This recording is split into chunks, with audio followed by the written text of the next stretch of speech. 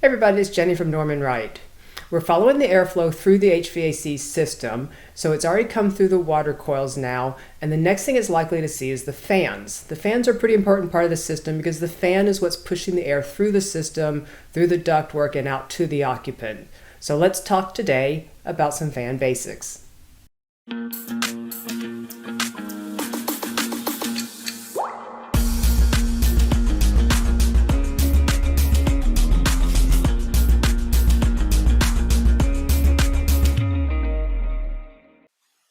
In its simplest form, a fan is a device to move a volume of air.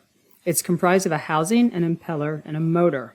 The impeller's design, speed, and power of the motor determine how much air it can move and the amount of pressure it can develop.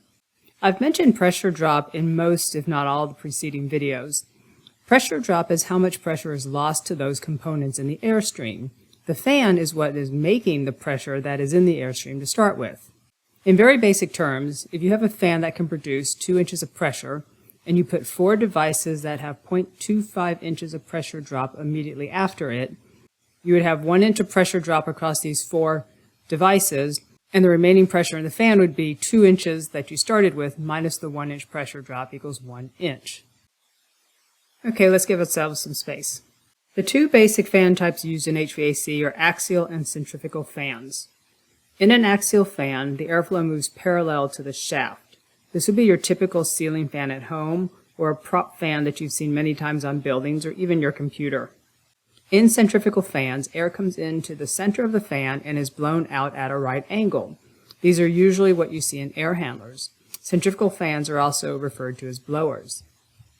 There are also mixed flow fans that kind of combine axial and centrifugal fans. Let's make room again. Each type of fan also has several different fan wheel or impeller designs. Axial fans can be propeller fans, which is probably what most people think of when they think of a fan. There can be any number of fan blades in different blade shapes, but they typically have a small hub. They typically operate under 1 inch of static pressure and have high flow rates. They are best for circulating air. There are also vane axial fans. These are similar to prop fans except for they have large hubs. They are more suited for medium to high pressures up to 6 inches. Let's move this off to the side and look at centrifugal fans.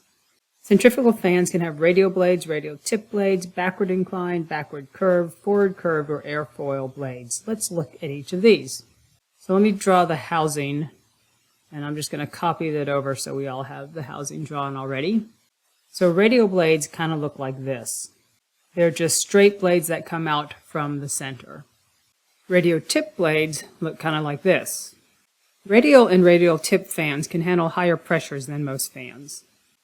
Backward incline fans look like this. Backward curved is similar to backward inclined except for the blades curve like this. Aerofoil blades are similar to backward inclined, but instead of having a flat blade, the blades are shaped like an airfoil or an airplane wing. The airfoil design makes it the most efficient of the centrifugal wheel types. The airfoil profile looks a little bit more like this than what I drew in the fan itself. And then there are forward curved, which looks like this.